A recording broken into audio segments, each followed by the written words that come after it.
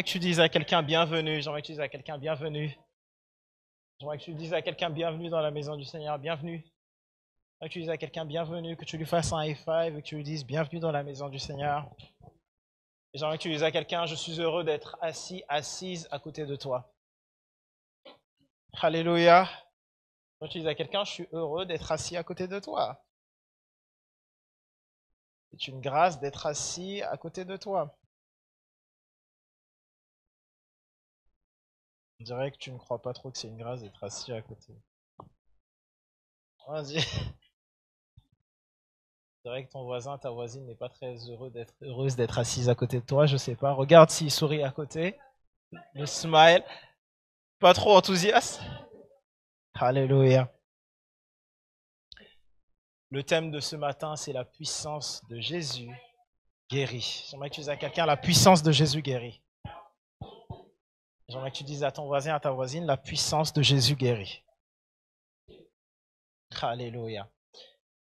Et sans plus tarder, j'aimerais qu'on aille dans la parole de Dieu ce dimanche dans le livre des Actes au chapitre 3.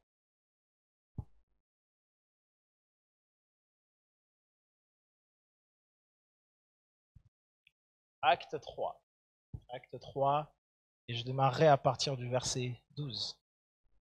Acte 3, 12.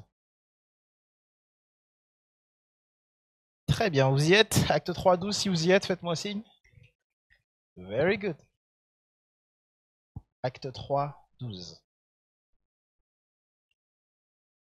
Pierre, voyant cela, dit au peuple, « Hommes israélites, pourquoi vous étonnez-vous de cela? Pourquoi avez-vous les regards fixés sur nous comme si c'était par notre propre puissance ou par notre piété que nous eussions fait marcher cet homme ?» Je vais contextualiser un peu ce qui se passe. Vous voulez bien qu'on contextualise? Eh bien, acte 3, on est après acte 2, et on est juste après l'effusion donc du Saint-Esprit. Acte 2, c'est l'effusion de l'Esprit de Dieu. Okay? Donc l'Esprit de Dieu est répandu et est déposé sur les croyants à la requête et à la demande du Seigneur Jésus qui va leur dire « Allez vous retrouver dans la chambre haute et le Saint-Esprit sera déposé et viendra et sera répandu sur vous. » Alléluia. Et donc dans Acte 3, on a cette effusion, on a le discours de Pierre, et ensuite on a ce moment où Pierre et Jean vont aller à prier, ils vont aller à la synagogue. Au début d'Acte 3, alors qu'ils vont aller à la synagogue, ils vont rencontrer dans cette synagogue un homme qui est paralytique depuis 28 ans. Okay? 28 ou 38, n'est-ce pas? 38, n'est-ce pas? 38 ou 28. En tout cas, ça faisait beaucoup d'années qu'il était en face de cette synagogue, quelque part. 40 ans, c'est ça? En tout cas, il avait passé une bonne trentaine d'années en face de cette synagogue. Jésus était passé en face de cette synagogue et l'avait remarqué toutes ces années, n'est-ce pas? On sait que c'est juste après le départ de Jésus. Donc Jésus était passé devant la synagogue en remarquant cet homme qui faisait l'aumône en face de la synagogue et l'avait à chaque fois sauté. Jésus le guérisseur. Donc Jésus passait constamment devant cet homme, devant cette synagogue, sans le constater, sans le remarquer, et traçait, allait dans la synagogue, faisait ses prédications, lisait du rouleau de la loi, et tout se passait comme prévu pour le Seigneur Jésus, n'est-ce pas? Dans Acte 3, il va se passer que le Seigneur Jésus que cet homme va tomber nez à nez avec l'apôtre Pierre et Jean. Pierre et Jean vont aller vers la synagogue pour prier tout simplement. Et au moment où ils vont le rencontrer, il va faire l'aumône comme d'habitude, il va être en train de demander de l'argent, de faire l'aumône. Et Pierre et Jean vont lui dire, il y a un problème ici. Et ils vont lui dire, Jean va dire l'or et l'argent, Pierre va dire, pardon, l'or et l'argent, moi je n'ai pas. Jean va rester silencieux pour dire, c'est toi qui as dit. Et puis juste après, ils vont l'attraper par la main, Pierre va prier pour lui et ce paralytique sera guéri. Gloire à Dieu. Alléluia. Alléluia.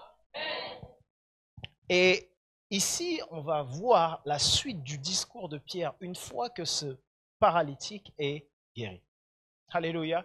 Et là, on est dans ce début de discours de Pierre, lorsque tout le monde est subjugué et étonné par le fait que ce paralytique qui est passé des années malade en face de cette synagogue, qui a fait l'aumône toutes ces années, tout le monde est étonné. Et bien ici, on a Pierre qui va leur répondre. Et là, va leur dire, Pierre, voyant cela, et donc je reprends, il dit au peuple, hommes israélites, pourquoi vous étonnez-vous de cela? Pourquoi avez-vous les regards fixés sur nous comme si c'était par notre propre puissance ou par notre piété que nous eussions fait marcher cet homme? Il va leur dire, pourquoi est-ce que vous êtes surpris? Pourquoi est-ce que vous êtes choqués? Il y a une raison d'être surpris, il y a une raison d'être étonné, si c'est par deux choses.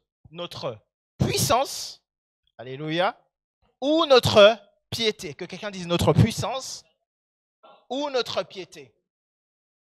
Et Pierre va leur dire, premièrement, ici, c'est par aucun de ces deux éléments.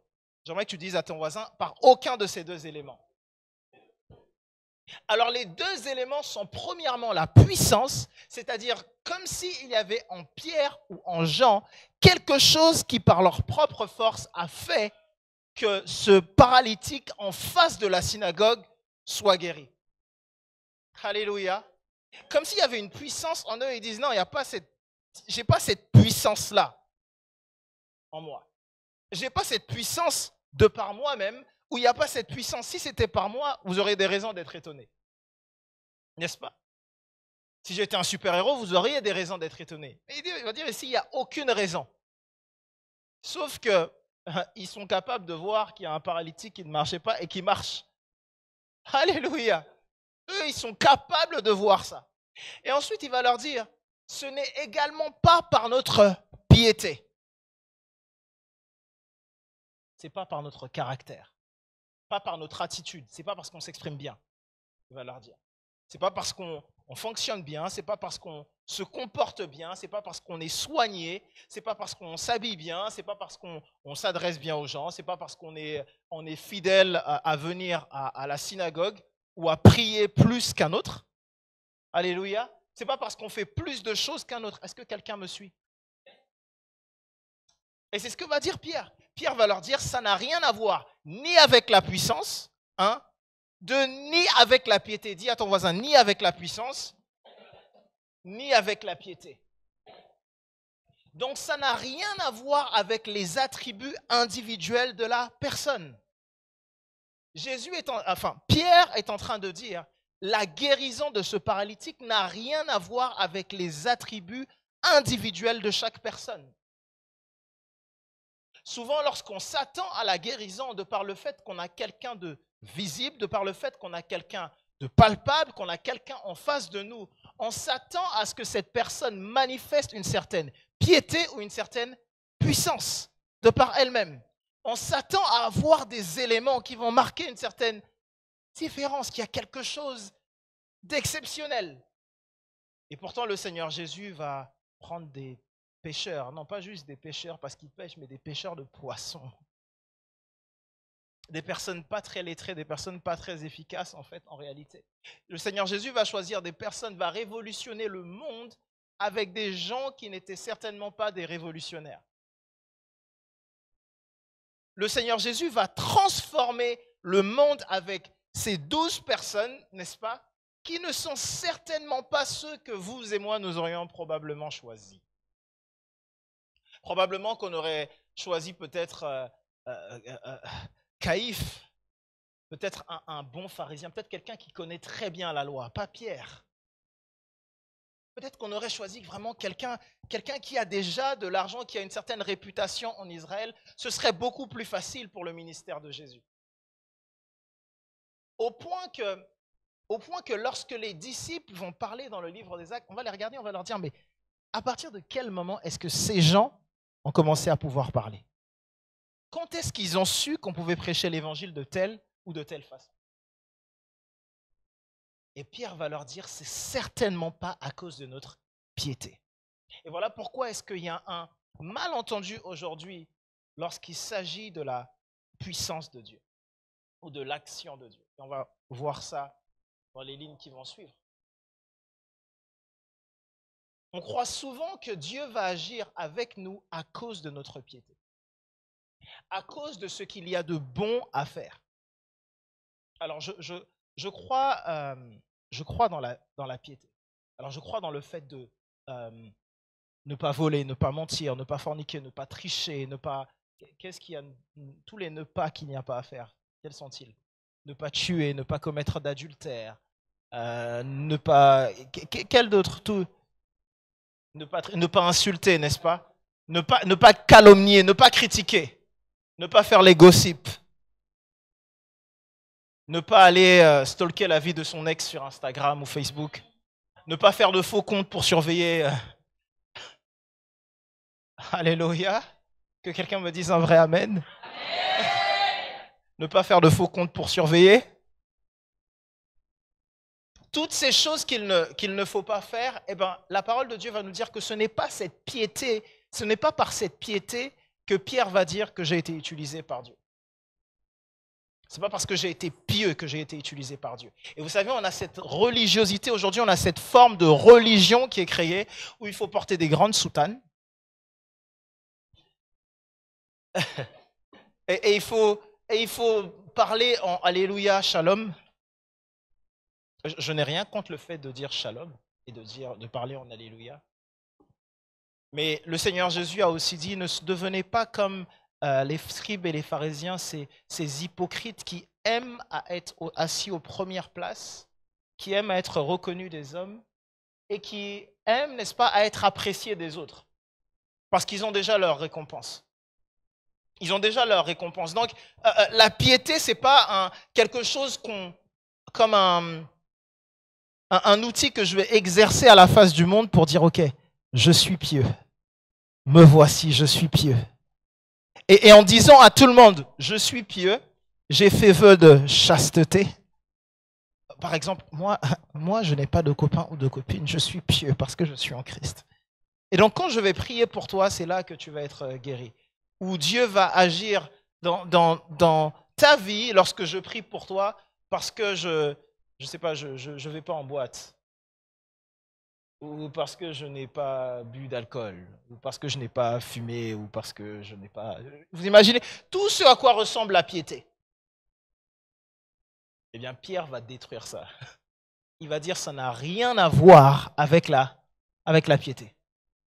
Ça n'a rien à voir avec une puissance qui vient de moi, et ça n'a rien à voir avec une forme de piété que j'aurais. Que quelqu'un me dise un amen. Et il est important que tu comprennes ça. Il est important que tu saisisses qu'il ne s'agit en aucun cas de ta piété, c'est-à-dire de ta force ou de tes propres œuvres. J'aimerais rapidement qu'on aille dans le livre d'Éphésiens, au chapitre 2, avant qu'on ne revienne dans notre verset principal. Éphésiens, au chapitre 2. Éphésiens au chapitre 2, au verset 8, nous dit ceci. Éphésiens 2, 8. Car c'est par la grâce, n'est-ce pas, que vous êtes sauvés par le moyen de la foi. Et cela ne vient pas de vous, c'est le don de Dieu. Que quelqu'un dise le don de Dieu. Que quelqu'un dise le don. Le don, ça veut dire ça t'est accordé. Dis à ton voisin, ça t'est accordé. C'est un cadeau. Tu n'as pas travaillé pour ce cadeau. Alléluia. Car c'est par la grâce que vous êtes sauvés. C'est par la grâce que vous êtes sauvés. Et ici, cette même grâce s'étend à la piété. Il ne s'agit pas d'une question ici de piété, il s'agit d'une question de grâce.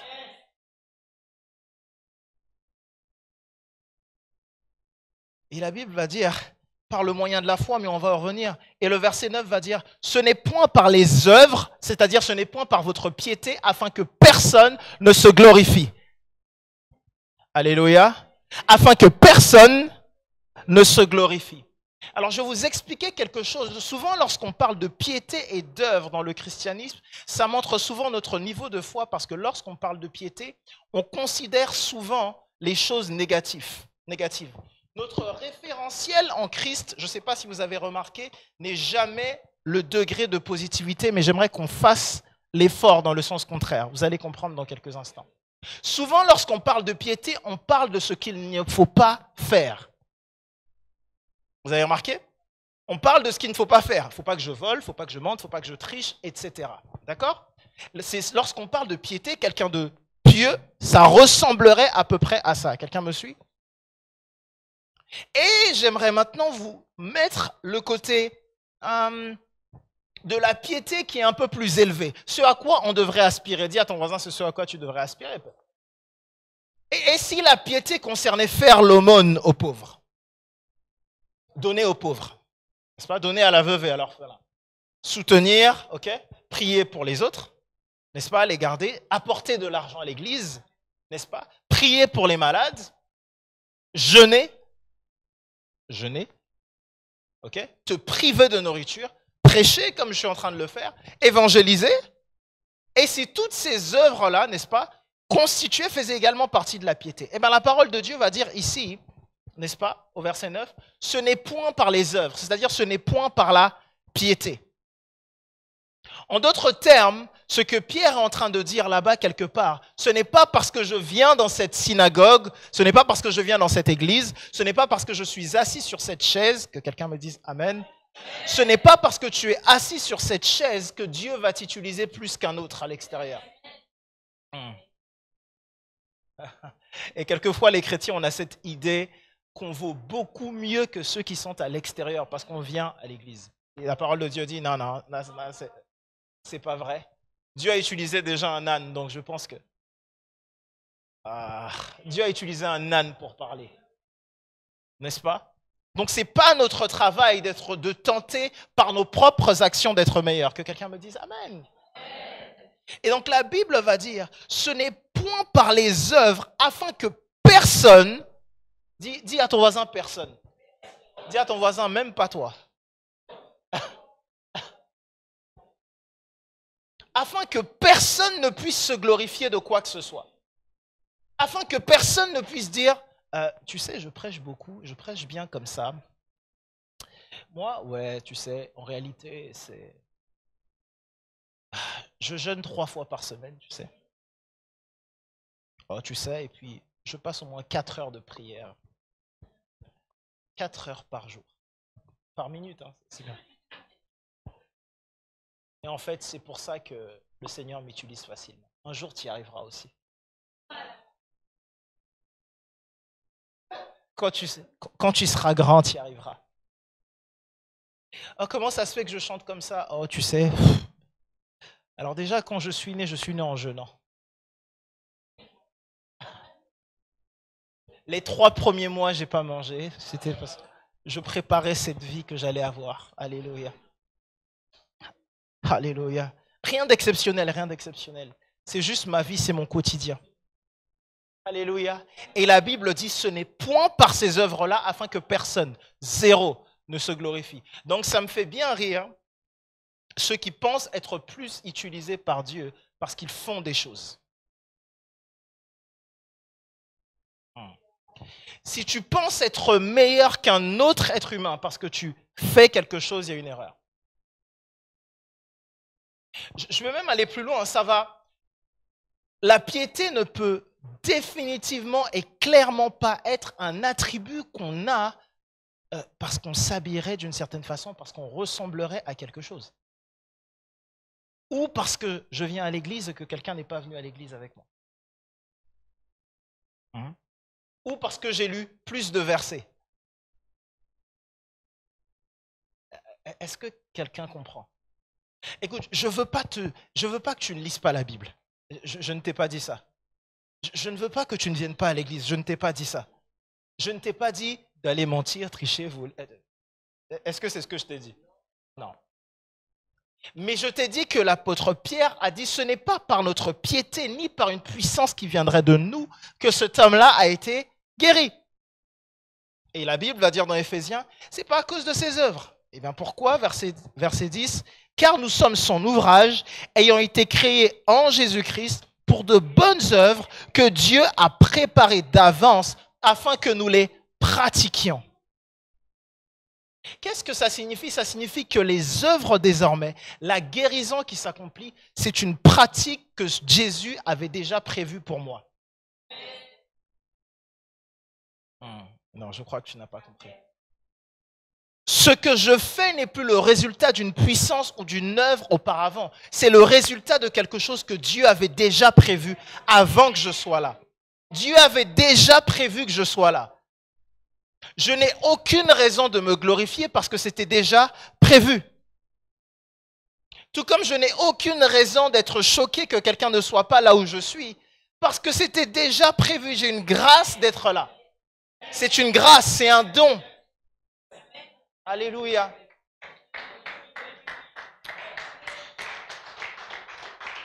Et ce don ne m'est pas réservé à moi. Ce don est réservé à chaque personne qui veut y participer. Et on va voir comment participer à ce don. Alléluia. Et donc la Bible va dire, nous sommes son ouvrage. L'ouvrage de Dieu, c'est toi. Dis à ton voisin, tu es l'ouvrage de Dieu. Ton voisin t'a pas dit avec le cœur. Mets la main sur ton cœur et dis, je suis l'ouvrage de Dieu. Je suis l'ouvrage de Dieu. Écoute, tu es l'ouvrage de Dieu, préparé par Dieu, et Dieu a déjà prévu que tu prépares et que tu aies des actions sur cette terre. Tu n'es pas le résultat du hasard. J'ai dit, tu n'es pas le résultat d'un hasard. Écoute, avant de naître, tu avais déjà gagné une course face à des milliards d'autres personnes. Alléluia. Tu es déjà un gagnant avant de... Alléluia. Tu n'es pas le résultat du hasard. Écoute, tu es peut-être que ceux autour de toi t'ont dit que tu es le hasard, mais cette parole dit que tu n'es pas le résultat du hasard. Cette parole dit que Dieu t'a préparé d'avance. Ou peut-être que tes parents ne t'avaient pas prévu, mais Dieu t'avait préparé. Peut-être que tes instituteurs ne t'avaient pas prévu à l'école, mais Dieu t'avait préparé d'avance. Peut-être qu'il semble que tu es dans une saison de vie où tu es perdu, mais Dieu t'avait déjà préparé d'avance. Et j'aimerais dire à quelqu'un que quelquefois tu penses être perdu, mais il faut que tu te souviennes d'une chose. Dieu avait préparé d'avance. Tu peux être dans une saison où, vous savez, quelquefois ça vous arrive aussi d'être dans une saison où je peux aller à gauche et je peux aller à droite. Ni la gauche ni la droite sont des mauvais choix, mais je peux faire un choix. Et ça peut être difficile à un moment. Eh bien, qu'est-ce que je vais faire? Je me souviens que c'était préparé d'avance. Dieu avait déjà préparé d'avance. Et tous les temps difficiles, tous les moments difficiles qui avaient été préparés ont déjà été préparés d'avance. Alléluia. On revient à notre verset de base qui est dans Actes 3. Thank you, Jesus. Et Acte 3, au verset 13, juste après qu'il leur a dit, c'est ni par la puissance, ni par notre piété, ni par notre puissance ou par notre piété, ce qui vient de nous. Le mot important, c'est pas puissance et piété, c'est notre. C'est ce qui vient de nous. Ok? Ce qui vient de nous. Ce qui vient de moi. Parce que souvent, il y a le moi qui fait défaut. Il y a ce que je suis capable de faire. Au verset 13, il va dire, le Dieu d'Abraham, d'Isaac et de Jacob, le Dieu de nos pères, a glorifié son serviteur Jésus, que vous avez livré et renié devant Pilate, qui était d'avis qu'on le relâcha. Vous avez renié le saint et le juste, et vous avez demandé qu'on vous accordât la grâce d'un meurtrier. Vous avez fait mourir le prince de vie que Dieu a ressuscité des morts, et nous en sommes témoins. Alléluia. C'est par la foi en son nom que son nom a raffermi celui que vous voyez et connaissez. C'est la foi en lui qui a donné à cet homme cette entière guérison. J'aimerais que tu dises entière guérison. En présence de vous tous. Et maintenant, frères, je sais que vous avez agi par ignorance ainsi que vos chefs. Mon Dieu a accompli de la sorte ce qu'il avait annoncé d'avance par la bouche de tous ses prophètes, que son Christ devait souffrir. Repentez-vous donc et convertissez-vous, afin que vos péchés soient effacés, afin que des temps de rafraîchissement viennent de la part du Seigneur, et qu'il envoie celui qu'il vous a destiné, Jésus-Christ, que le ciel doit recevoir jusqu'au temps du rétablissement de toutes choses, dont Dieu a parlé anciennement par la bouche de ses saints prophètes. Amen. Pierre va ensuite se mettre dans ce discours à dire, écoute, ça ne vient pas de notre puissance, ça ne vient pas de notre piété, mais j'aimerais vous expliquer quelque chose. Il va leur dire, le Dieu d'Abraham, n'est-ce pas, d'Isaac et de Jacob, a envoyé une personne qui est son serviteur, et son nom c'est Jésus. J'aimerais que tu dises Jésus. Et son nom c'est Jésus. Et lorsque Jésus est venu, vous l'avez rejeté lui, et vous avez préféré prendre la grâce qui est celle d'un meurtrier. Vous savez qu'au moment de la crucifixion, au moment de l'arrestation de Jésus, au moment où Jésus est amené devant Pilate, il était de coutume de libérer une personne à qui on devrait accorder une grâce. Ok, c'est une grâce. Ça veut dire un coupable qui est libéré gratuitement. Et il est avéré qu'il est coupable et on lui a laissé une grâce. Et il fallait que les choses se passent comme ça. On lui a laissé une grâce. Et à ce moment-là, Pilate, ne voulant pas arrêter Jésus, Pilate ne voulait pas punir Jésus. Parce que la femme de Pilate avait déjà fait un rêve. La femme de Pilate avait fait un rêve et avait dit, la Bible dit, elle avait été tourmentée toute la nuit. Et elle a dit à son mari, cet homme est injuste. Et donc Pilate va parler à Jésus. Et si vous lisez les échanges entre Jésus et Pilate avec un autre regard que le simple regard de la parole de Dieu, vous allez voir que dans tous les évangiles, où l'histoire de Pilate, où les conversations entre Pilate et Jésus sont relatées, Pilate a une certaine intrigue. Pilate est intrigué par la personne de Jésus. Pilate pose des questions à Jésus et lui dit, mais tu sais que je peux te relâcher? Pilate pose des questions à Jésus en essayant de trouver quelque chose pour libérer Jésus. Il ne veut rien avoir avec la crucifixion de Jésus ou sa mort, ni de près, ni de loin. Et d'ailleurs, lorsque le peuple va choisir Barabbas, parce qu'il y a un autre meurtrier avec Jésus, et on va lui dire, Pilate va leur dire d'ailleurs, voulez-vous que je libère Barabbas ou Jésus? Et ils vont lui dire, libère Barabbas et crucifie Jésus. Et Pilate va leur dire, je me lave les mains de tout ce qui se passe, que son sang retombe sur vous. C'est la parole de Pilate, n'est-ce pas? Et la grâce va être accordée à Barabbas qui est meurtrier. Et ce Barabbas, quelque part, la grâce qui est accordée à Barabbas, c'est la même grâce qui t'est accordée. J'aimerais t'expliquer que le meurtrier, c'est toi et le meurtrier, c'est moi. La parole de Dieu est remplie d'événements exceptionnels. Est-ce que tu sais que... Alors, c'est plus facile pour moi de te dire ça parce que j'étudie la théologie. Okay, et en théologie, j'étudie l'histoire. Ça fait des années et j'étudie l'histoire. Et donc, je sais que Ponce Pilate existe. Donc, je sais et donc, je vais connaître les noms et les définitions de leurs noms, leur présence et pourquoi ils sont là, n'est-ce pas? Imagine le hasard qu'il faut dans l'histoire pour que le prisonnier qui soit aux côtés de Jésus s'appelle Barabbas. Alors, Barabbas, pour toi, je vais t'aider, c'est deux mots, Bar, Abbas. Bar qui veut dire fils, ok? Quand on dit Simon Bar Jonah, c'est-à-dire Simon, le fils de Jonah. Et on a Bar Abbas, et Abbas, vous savez, dans la prière du Notre Père, qu'est-ce qu'on dit? Abba, Père, n'est-ce pas? Abba, Père. Et donc, Bar Abbas, ça veut tout simplement dire fils du Père. Imagine le pourcentage de chances qu'il faut qu'il y ait dans l'histoire pour qu'il y ait Jésus, fils du Père,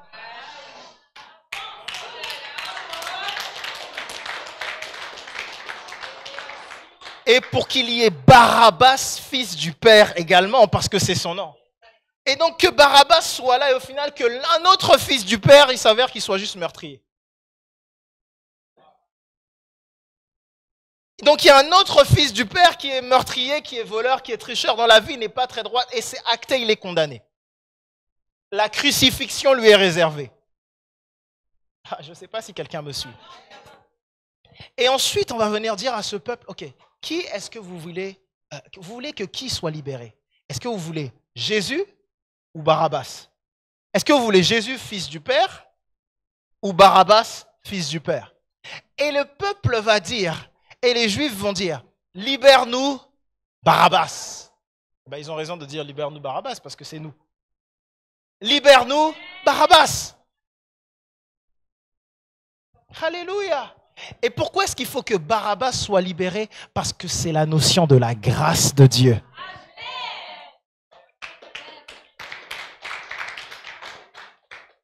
Il faut que Barabbas soit libre. Il faut que le meurtrier soit libéré. Il faut que le meurtrier puisse avoir accès à la liberté. Dis à ton voisin, il faut que le meurtrier soit libre. Il faut qu'il puisse jouir de cette grâce qui est totalement imméritée.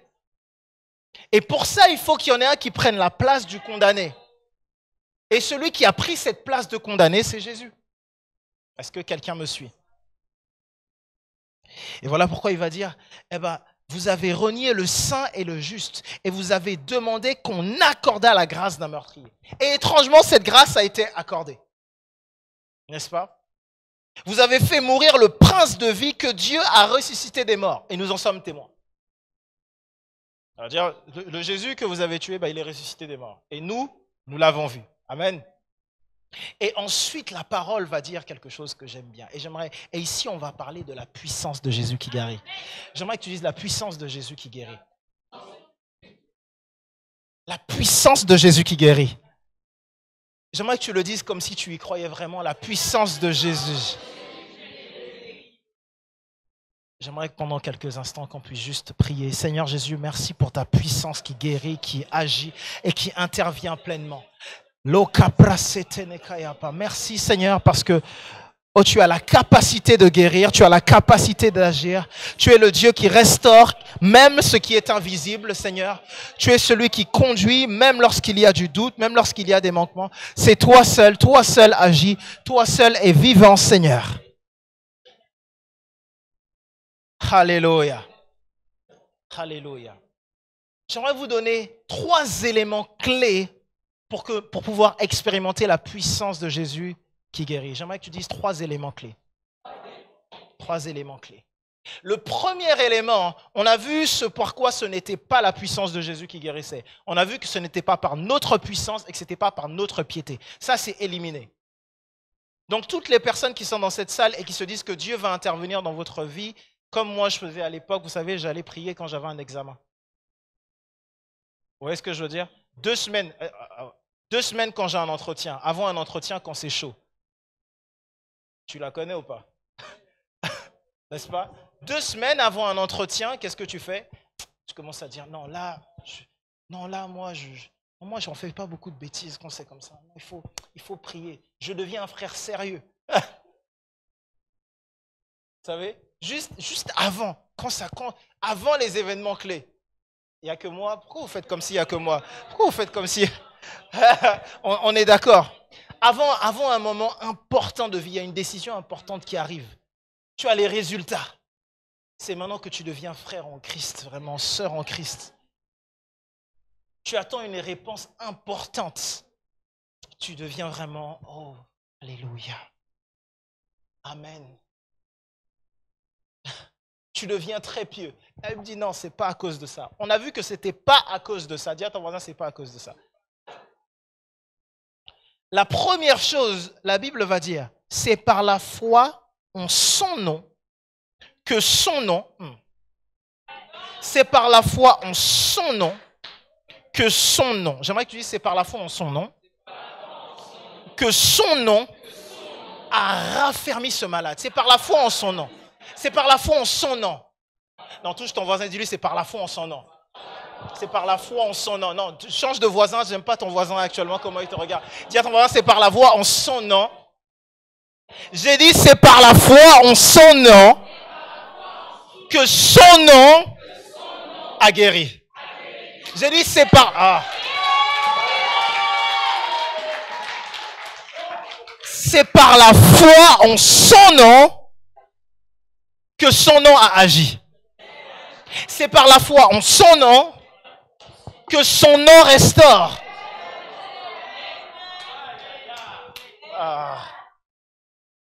Je veux te parler ici de la foi dans le nom de Jésus. Tu as remarqué qu'on ne chasse pas les démons au nom de Dieu?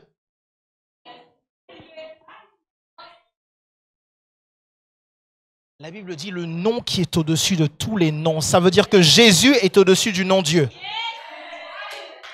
Parce que je suis allé à l'école et on m'a appris à l'école que le mot Dieu, en termes de définition, c'était un nom. On est d'accord? Et donc, je sais que Jésus est également un nom. Et que donc, Jésus est au-dessus du nom Dieu. Ah, c'est compliqué. Parce que le nom Jésus est au-dessus de tous les autres noms qui peuvent exister. Est-ce que quelqu'un comprend? Et c'est le choix de Dieu. Ce n'est pas notre choix, ce n'est pas notre décision. On ne s'est pas concerté pour dire, ok, quand tu viendras sur la terre, quel nom est-ce que tu veux avoir?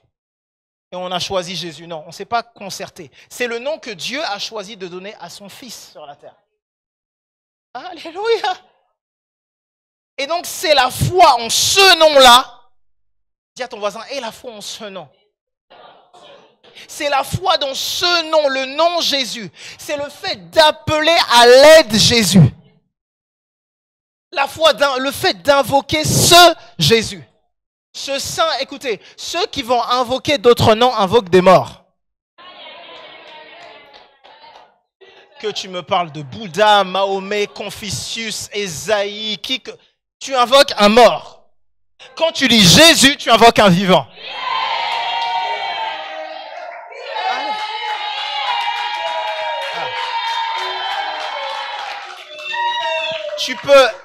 Tu peux invoquer qui que ce soit. Quand tu dis Jésus, tu peux t'attendre à ce qu'il vienne. Est-ce que tu comprends? Quand tu dis Jésus, tu peux t'attendre à ce qu'il dise oui, tu m'as appelé.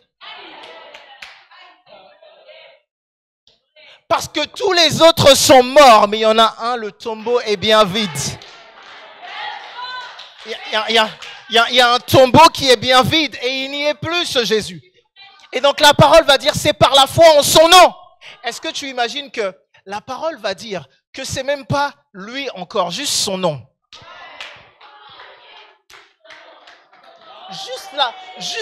Juste la mention de son nom. La maladie fuit. Juste la mention de son nom. Le cancer fuit. Juste la mention de son nom. Le diabète fuit. Juste la mention de son nom, les démons fuient. Pourquoi? À cause de son nom. Juste son nom. Est-ce que tu comprends? Juste le nom Jésus. Lorsqu'on dit Jésus, les ténèbres s'enfuient. Je ne sais pas si tu comprends. Et la parole de Dieu déclare, la parole de Dieu va déclarer ici, n'est-ce pas? La foi, c'est par la foi en son nom. Et Hébreux 11 va nous dire quelque chose d'exceptionnel. Car la foi est la ferme assurance des choses qu'on espère et la démonstration de celles qu'on ne... C'est la ferme assurance des choses qu'on espère. Alors la foi, c'est deux choses. C'est premièrement la ferme assurance. C'est une assurance ferme dans le nom de Jésus. Dis à ton voisin une assurance ferme. J'ai dit une assurance ferme, pas une assurance qui titube. Pas une assurance dans le nom de Jésus qui doute un peu. C'est une ferme assurance. Et des fois, quand je parle d'assurance, je préfère la version anglaise qui dit « Faith is the substance. » Et en réalité, c'est la foi et la substance. Et quand on parle de substance, c'est quelque chose de palpable, de tangible. Tu vois, quelquefois, quand tu parles d'assurance, tu as l'impression que ça n'existe pas. Je peux quantifier ta foi. Ta foi, normalement, je peux la toucher, je peux la sentir. Ta foi doit être palpable. Dis à ton voisin, je veux voir ta foi. Écoute, quand tu allais en cours de physique ou de chimie ou de je ne sais quoi, quand on te parlait d'une substance, tu pouvais la mettre dans des vases, les renverser, tester, mélanger, vérifier que ça change de couleur, que ça agisse. Pourquoi ta foi, elle ne peut pas changer de couleur? Elle ne peut pas être transversée, on peut la transférer. Et lorsque la Bible parle de substance, la Bible parle de hypostasis. Qu'est-ce que ça veut dire, hypostasis? C'est quelque chose, c'est ce sur quoi est soutenu. C'est un support. Ça veut dire que ta foi, c'est d'abord ce qui soutient ton être. Et,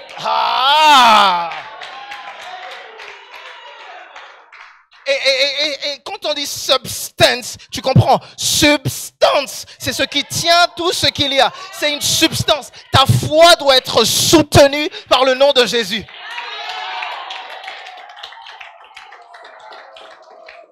Et voilà pourquoi on dit la foi est cette ferme assurance des choses que j'espère. La guérison, le fait que tu espères en la guérison, oh c'est normal. Oh, je sais pas si je suis au camp de grâce. Tu dois avoir cette ferme assurance en la guérison, dans ce Dieu qui guérit. Tu dois avoir cette ferme assurance dans le Jésus qui agit. Je ne sais pas quelle porte est fermée, mais tu dois avoir cette ferme assurance dans Jésus qui ouvre les portes. Parce que sa parole déclare, Ésaïe 22, 22, il est celui qui détient la clé de David. Ce qu'il ouvre, personne ne ferme. Et ce qu'il ferme, personne ne peut ouvrir. Alléluia! Alléluia! Voilà pourquoi lorsqu'on dit la foi est la ferme assurance des choses qu'on espère, mon assurance est ferme dans ce que j'espère. Quand le doute vient, mon assurance est ferme. Quand il y a quelqu'un qui vient dire le contraire, mon assurance est... Quand l'ennemi vient dire le contraire, mon assurance est ferme. Tu vois, la Bible aurait pu juste dire c'est une assurance. Non, c'est une assurance ferme. Le dossier est bouclé, sécurisé. Alléluia. Je crois trop en Jésus pour que tu viennes me dire autre chose. Écoute, tu peux m'amener toutes les évidences scientifiques, archéologiques, théologiques que tu peux avoir. Le Jésus qui est dans mon cœur, tu ne peux pas l'enlever. Écoute, tu peux m'amener toutes tes évidences que tu veux, tous tes débats de réflexion. Le Jésus qui est dans mon cœur, tu ne peux pas l'enlever. Pas dans mon cœur, j'ai dit non. Alléluia. Alléluia. Le Jésus de mon cœur, c'est impossible de l'enlever. J'ai cette ferme assurance. J'ai cette ferme assurance. Et voilà pourquoi on dit, j'ai l'assurance de mon salut. Écoute, j'ai une ferme assurance. Et ma ferme assurance, elle est dans un nom, Jésus. Écoute, quand je dis le nom Jésus, c'est fini normalement. Écoute, je me dois d'être convaincu. Écoute, quel homme a autant impacté le visage et la face de l'humanité que Jésus? Tu refuses d'être sous l'impact de Jésus, tu es en 2000 après lui. C'est-à-dire même quand tu comptes tes jours, ton âge est compté en fonction de lui, mais tu es contre son nom. Franchement, quel... Écoute, même si tu me dis, il y en a d'autres qui ont leur façon de compter en Asie et les Hébreux sont dans l'an 5777. Faisons face à la réalité des choses dans le monde entier. Quand on regarde les dates. Non, il y en a qui disent, non, c'est 600 ans ou 700 ans. Quelle que soit la date que tu décides de te donner. Quand tu vas dans le monde réel, le monde le plus impactant, c'est la date de Jésus qui impacte. Écoute, il y a un avant Jésus et il y a un après Jésus. Il y a un avant et il y a un après. Qui a autant impacté la société que Jésus? Écoute, quel est cet homme qui n'a pas voyagé à plus de 30 km de chez lui? J'ai dit, il n'est pas sorti de 30 km au-dessus de chez lui. Son ministère n'a pas dépassé ces kilomètres-là. Si tu dépasses, ok, il est sorti, il est allé en Égypte bien auparavant. Mais dans ses 3 ans de ministère, il n'a pas dépassé 30 km. Dans son quartier, il a fait son ministère. 2000 ans après, on dit son nom. Il a réuni quelques personnes et 2000 ans après, on est encore en train de parler de lui. Alléluia. Et voilà pourquoi ton assurance doit être ferme. Dis à quelqu'un, j'ai une ferme assurance. Mais tu vois, le problème, c'est que tu peux mourir avec une ferme assurance parce que ton assurance est dans l'espérance. Or, la parole de Dieu dit l'espérance, on ne la voit pas. Mais la Bible dit que la foi est différente car elle est la démonstration des choses qu'on ne voit pas. J'ai une ferme assurance dans ce que j'espère. Ce que j'espère, je ne le vois peut-être pas. Je ne vois peut-être pas le salut. Mais la démonstration, c'est la guérison aujourd'hui. Pourquoi est-ce qu'il faut qu'il continue, qu'il y ait des guérisons et il y en aura encore et encore? Les démons continueront d'être chassés parce que c'est la démonstration de l'espérance que nous avons. Et notre espérance, elle est dans les choses qui sont à venir. Notre espérance, elle est dans le fait que le Seigneur revient. Notre espérance, elle est dans le ciel. Or, ces choses, je ne les vois pas. Par contre, la démonstration, je la vois.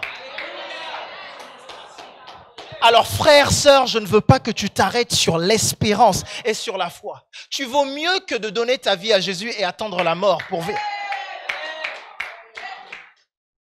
La vraie vie avec Jésus, ce n'est pas juste de donner sa vie à Jésus et d'attendre un jour quand je serai au ciel.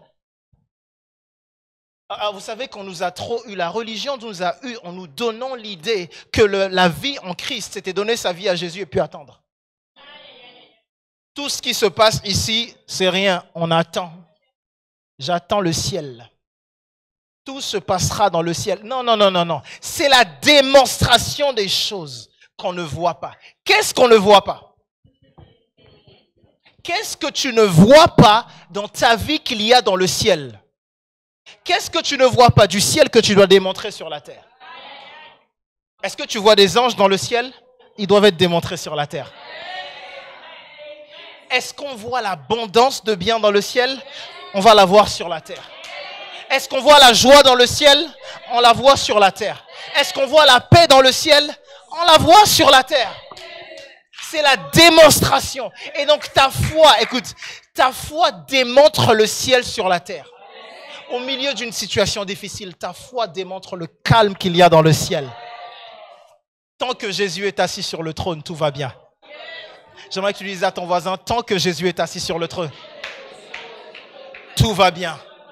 Oh, tant que le Seigneur est assis sur le trône, tout va bien. Et il faut que tu le démontres par ta foi. Non pas juste de l'espérance, mais de la foi. Alléluia. Et donc la foi va dire, et donc l'apôtre Pierre va dire ici, c'est par la foi. Donc cette ferme assurance et cette démonstration de puissance en son nom, dans le nom de Jésus, dans le nom Jésus, dans le nom Jésus. Et d'ailleurs Pierre va le guérir au nom de Jésus. C'est par la foi, cette ferme assurance et cette démonstration dans le nom de Jésus que cet homme va se mettre à marcher. C'est par la foi en son nom. Et là, son nom, qu'aura fait son nom? Son nom l'a raffermi. J'aimerais que tu dises, le nom de Jésus l'a raffermi. Le nom de Jésus a raffermi. Le nom de Jésus a guéri. Le nom de Jésus a opéré. Le nom de Jésus a restauré. Écoute, j'aimerais te parler à toi en 2022. Est-ce que je peux te parler à toi en 2022? Le nom de Jésus a la capacité de guérir ce que tu ne penses pas. Le nom de Jésus a la capacité de restaurer même là où tu ne vois pas. Le nom de Jésus a la capacité de changer des situations inchangeables. Celles qui changent... J'ai dit celles qui semblent être inchangeables. Le nom de Jésus a la capacité de le faire. Et voilà pourquoi la parole de Dieu va déclarer dans Ésaïe 53, elle va dire, qui a cru en notre rapport? Allez! Oh, j'aimerais qu'on y aille parce que j'affectionne ce passage d'Ésaïe. Ésaïe 53. Alléluia. Ésaïe 53. Dès le verset 1 dit, qui a cru à ce qui nous était annoncé? Qui a reconnu le bras de l'Éternel? Qui a cru en ce qui était annoncé? Qui a cru en ce rapport? Qui a cru dans la puissance qu'il y a dans le nom de Jésus? Qui a cru en ce rapport? Il faut que tu dises, moi je crois en ce rapport. Moi je crois en ce rapport. Écoute, moi je crois dans ce nom de Jésus. Moi j'y crois. Écoute, au milieu d'une société qui ne croit plus en Jésus pour diverses raisons, toi tu crois dans ce nom de Jésus. Que quelqu'un me... Oh là là là là là, j'ai caparabasante. Écoute, au milieu des doutes et des troubles qu'il peut y avoir, on vous dit confinement, non confinement, on vous dit virus, pas de virus, on vous dit rejet, augmentation, dose, 4e, 5e, vague, tout ce qu'on dit. J'ai la ferme assurance dans le nom de Jésus. Je crois dans le rapport de Jésus. Je crois dans le rapport du bras de l'Éternel qui dit que 10 000 tombent à ma droite ou 1000 sur mon côté. Je ne serai pas atteint. Je crois dans ce rapport. Que quelqu'un dise, je crois dans ce rapport. C'est le rapport que moi j'ai. Que 10 000 tombent à mon côté, 1000 à la droite, je ne serai pas atteint. Je ne craindrai ni la pestilence qui vole la nuit, ni le ravageur qui vole le jour. Je ne craindrai rien de tout ça parce que j'ai la ferme assurance. Qui a cru dans ce rapport, moi? Qui a cru dans ce rapport? J'ai dit qui croit dans ce rapport? Tu as besoin de croire dans ce rapport avec foi parce qu'une fois que tu as placé ta foi, une fois que tu as placé ta foi sur Jésus, une fois que ta foi est déposée sur Jésus.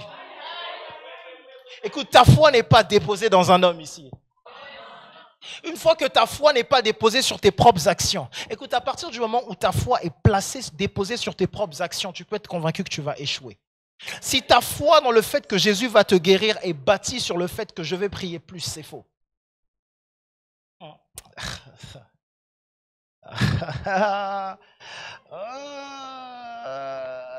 J'ai dit, si ta propre foi, elle est bâtie sur comment est-ce que tu vas prier. Est-ce que des fois tu es comme moi, des fois tu t'es engagé à dire je vais prier 3 heures et tu n'as même pas prié 10 minutes. Il n'y a que moi, personne. Gloire à Dieu pour vos vies. Est-ce que des fois tu t'es dit dans cette saison, je serai vraiment avec Dieu tous les jours? Je vais lire la Bible. D'ailleurs, en janvier, tu as commencé ton plan de lecture de la nouvelle année. Où est-ce que tu en es? Parce que 2022, tu avais dit c'est ton année. Tu devais finir la Bible en 2022. Cette année. Le 1er janvier, tu l'as fait. Le 2, tu as réussi. Le 3, tu as sauté. Le 4, tu t'es dit que tu allais continuer. Le 5, tu as lu. Amen, tu recommences encore. Chaque année, tu recommences le même plan.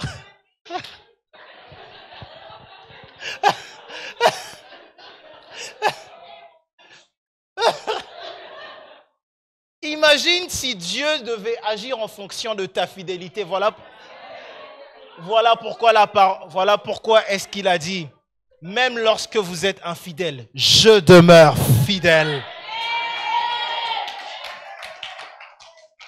Voilà pourquoi est-ce qu'il s'agit de sa fidélité et pas de notre fidélité. Alléluia. Voilà pourquoi est-ce que notre foi est bâtie sur lui et non pas sur nous.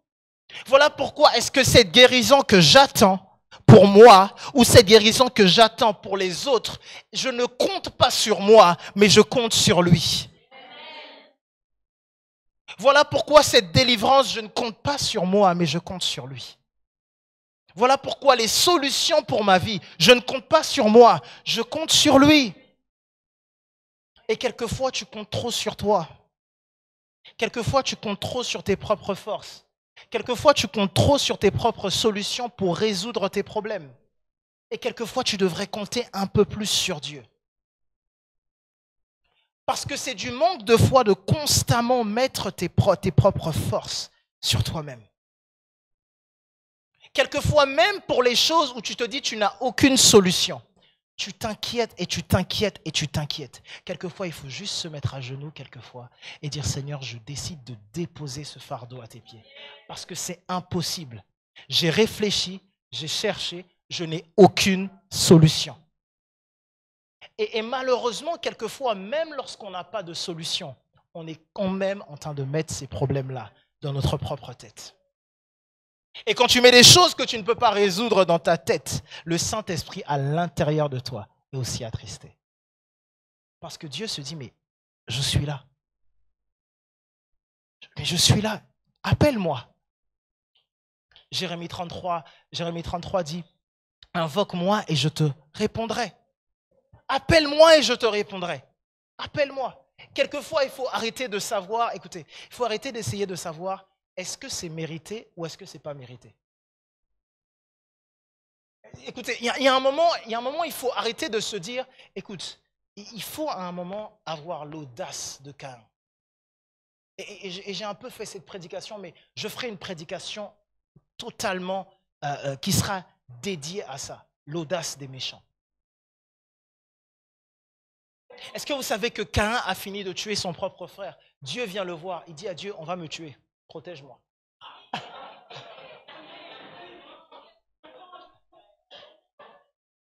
Jésus arrive et il voit les démons. Les démons voient Jésus, il dit, oh Jésus, c'est pas encore l'heure de nous tourmenter. Nous te prions s'il te plaît, laisse-nous aller dans les pourceaux.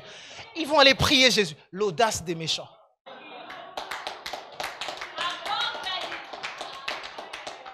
La parole de Dieu dit que Dieu réunit tous ses fils, il fait un conglomérat avec les anges, il parle de Job, Satan rentre dans la salle. Que quelqu'un dise l'audace des méchants. Et quelquefois, tu as besoin de cette audace-là. Toi, tu as le droit. Ne porte pas de fardeau que tu ne peux même pas porter. Dis à quelqu'un, arrête de porter ce fardeau. Écoute, des fois, tu deals avec des choses parce que tu veux te débrouiller tout seul. Des fois, ton problème, c'est toi. Tu veux te débrouiller. Tu veux régler le problème tout seul. Tu veux agir tout seul. Et tu veux faire quelque chose qui va plaire à Dieu pour que Dieu intervienne. Et Dieu te dit, j'interviens parce que je suis bon, pas parce que tu fais quelque chose. Alléluia. C'est par la foi en son nom que son nom a agi. Pour la gloire de son nom. Pour l'élévation de son nom. C'est son nom qui agit. Ce n'est pas le nom d'un pasteur, ce n'est pas le nom d'une église, ce n'est pas le nom d'un individu, ce n'est pas ton nom, ce n'est pas ta force, ce n'est pas tes actions, c'est la gloire de son nom. Est-ce que quelqu'un comprend ce que je dis? C'est la gloire de son propre nom. C'est à cause de son nom. Voilà pourquoi est-ce que des fois, lorsque les situations deviennent compliquées, j'utilise maintenant des prières stratégiques.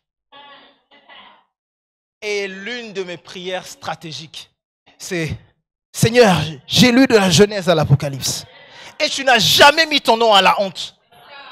Et donc désormais, je proclamerai ton nom sur cette situation.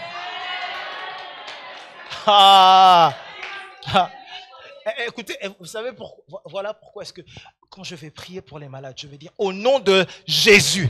Ah, c'est le nom de Jésus, c'est pas au nom de Yann, c'est le nom de. Tant que c'est au nom de Jésus, c'est son problème. Écoute, quelquefois tu es en train de lutter avec des emplois, avec des factures, avec des rejets, avec des manques, parce que c'est encore ton nom.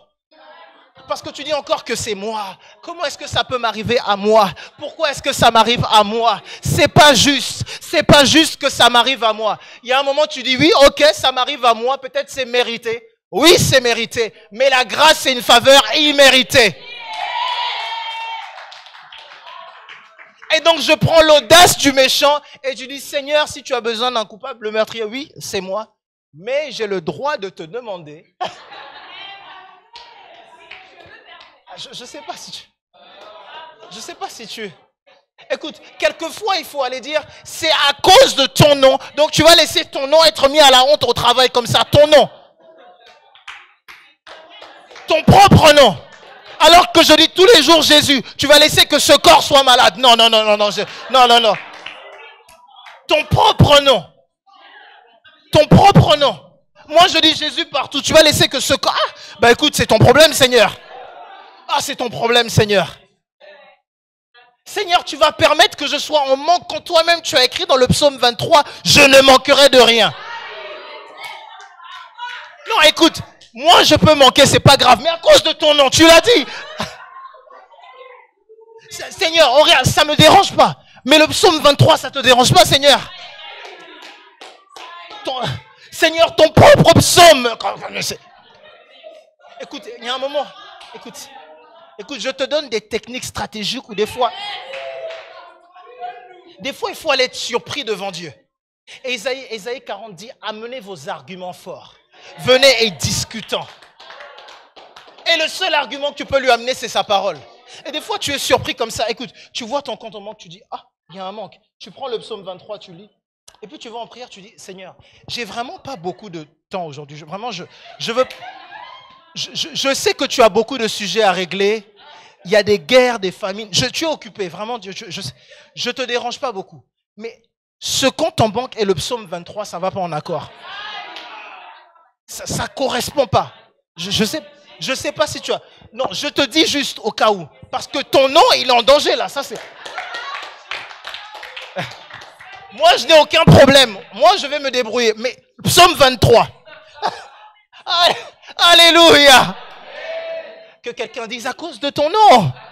À cause de ton nom. Et là, voilà pourquoi la parole dit, c'est par la foi en son nom que son nom a agi.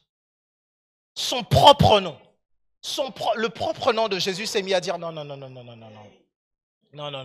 Je ne peux pas me permettre d'être en retard. Je ne peux pas me permettre d'être rejeté. La foi en son nom, que son nom s'est mis à agir. Et le nom de Jésus s'est mis à opérer. C'est la première chose que l'apôtre Pierre va nous dire ici. C'est la foi en lui qui a donné à cet homme cette entière guérison. J'aimerais que tu dises entière guérison. Pas une guérison partielle. Entière guérison. Une entière guérison. Écoute, des fois, tu as des problèmes qui ne semblent pas partir, qui semblent partir, revenir, rester. Dis entière guérison. La guérison, pas comme le monde l'a fait, mais la guérison comme lui la donne.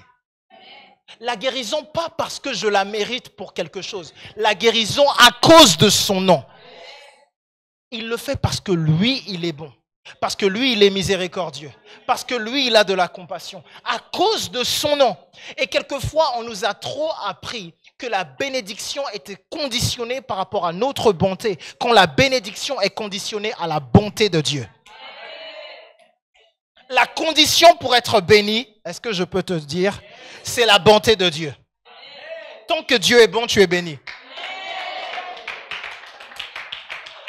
Tu vois, c'est ton expérience et c'est le fait que tu n'as pas réellement la foi en ça qui te fait douter. J'ai dit, tant que Dieu est bon, tu es béni.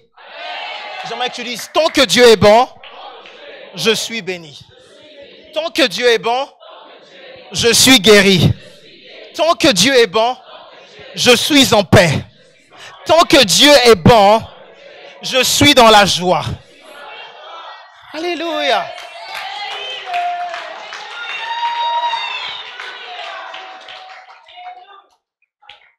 Cette entière guérison. Pas une moitié de guérison. Pas une moitié de restauration. Pas une moitié de provision. Dieu n'est pas dans l'à peu près. Dieu est le Dieu du complet. Et voilà pourquoi à la croix il a dit Tetelestai. Tout est accompli. Tout est accompli. Dieu n'est pas le Dieu de l'à peu près, mon frère. Ma sœur, Dieu n'est pas le Dieu de l'à peu près. Dieu est le Dieu de la guérison entière. Dieu est le Dieu que j'invoque et il répond complètement. Alléluia. Et il va dire, cette guérison en présence de vous tous. Et vous voyez pourquoi est-ce qu'il faut que la guérison continue d'être palpable. Quand de grâce, il faut que tu continues d'évangéliser. Il faut que tu continues de prier pour tes amis, tes collègues, tes parents, ta famille et que tu leur dises, je prie pour telle situation et tu vas voir Dieu agir. Tu vas voir mon Dieu agir et Jésus va agir dans cette situation parce qu'il est responsable de ça. Je ne sais pas si quelqu'un me suit. Parce qu'il faut que ça s'opère en présence de vous tous. La Bible dit en présence de vous tous. Et vous savez pourquoi est-ce que quelquefois aujourd'hui nous ne voyons plus exactement l'apparition de miracles en tant que tel? Parce qu'on préserve notre réputation. On préserve notre réputation du fait de « et si ça échoue? Et si quand j'impose la main, il n'y a aucune guérison ?» Je ne sais pas si quelqu'un me suit. Et si je dis au nom de Jésus et le nom de Jésus ne fonctionne pas sur cette personne, qu'est-ce que je vais dire? Eh bien, je ne suis pas responsable de ça. J'aimerais t'expliquer quelque chose. Je prêche tous les jours ici, Dieu va guérir. Si je prie pour toi et que je t'impose les mains, Dieu va te guérir. Est-ce que tu comprends ça? Mais ce n'est en aucun cas de ma responsabilité. Et ce n'est en aucun cas ta responsabilité de guérir quelqu'un. La parole de Dieu dit, Modeste, j'aimerais que tu te lèves. La parole de Dieu dit, impose les mains aux malades. Et les malades seront guéris. Où est ton travail dedans? Où est-ce qu'on a dit impose ton travail? Quelle est ta partie? Qu'est-ce que tu as d'autre à faire? Rien. Impose les mains aux malades et les malades seront guéris.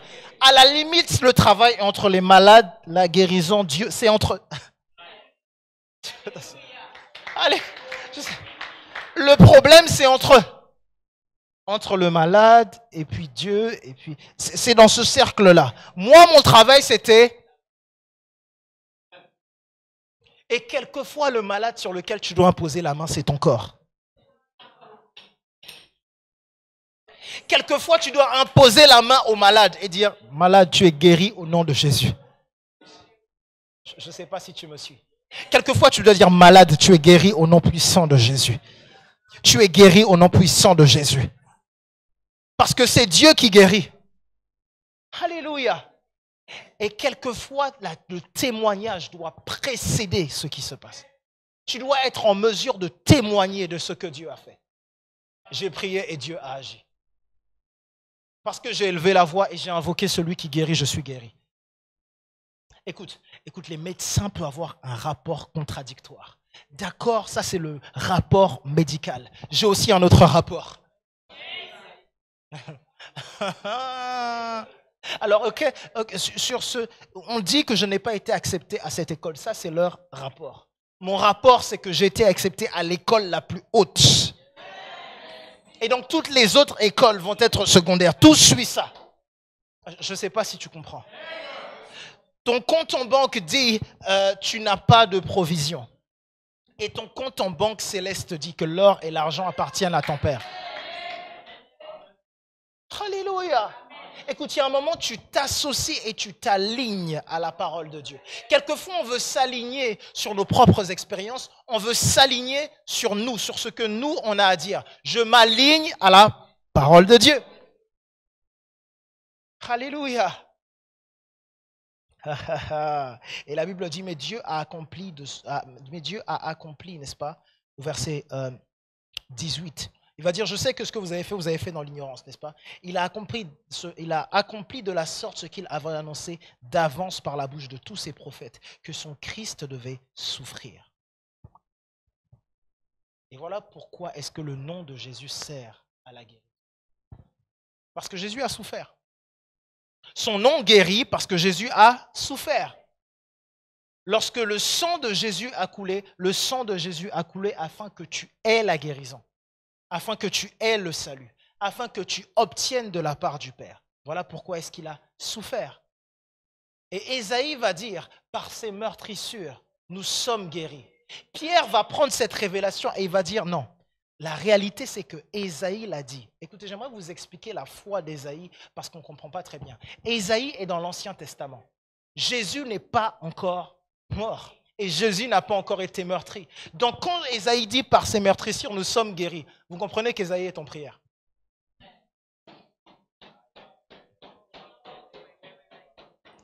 Parce que sinon, il allait dire par ses meurtrissures, nous serons guéris.